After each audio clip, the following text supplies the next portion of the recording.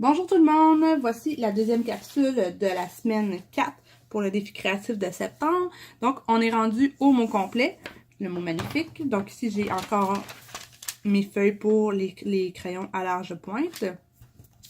Donc dans un premier temps, ce que je vais faire, c'est que je vais vous remémorer un peu la direction dans laquelle on doit tracer nos lettres. Donc si on y va avec le M, comme ça. Donc, chaque trait, voilà, comme ça. Le A qui est un ovale, avec la connexion. Le G qui ressemble beaucoup au A, avec le jambage inférieur. Ensuite, on a le N. Le I. Le F qui se fait en un seul trait. Un autre I. Le Q qui ressemble au A et au G, en deux traits. Le U et le E qu'on a vu dans la dernière capsule.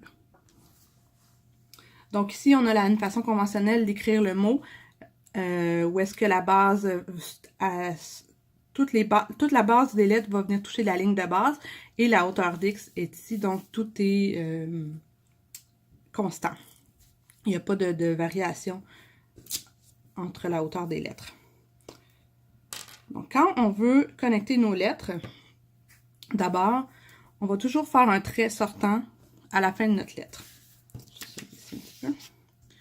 Donc, si je fais mon M, comme ça, généralement, je vais faire un trait sortant qui monte jusqu'à la ligne, ici, jusqu'à la hauteur d'X. La seule exception à ça, c'est quand la lettre qui suit forme un rond, parce que ça va être plus difficile d'aller rejoindre la connexion ici, si on monte jusqu'en haut. Donc, généralement, quand il y a une lettre courbe qui suit, on va monter à peu près ici notre connexion. Donc là, ici, j'ai un A et ensuite j'ai un G qui est une lettre courbe. Donc, je vais y aller à peu près jusqu'ici.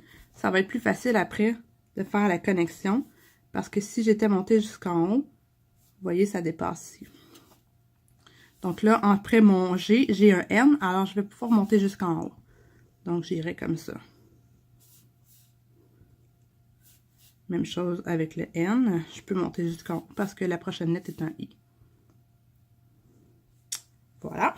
Donc, si je vous le fais avec le crayon pinceau.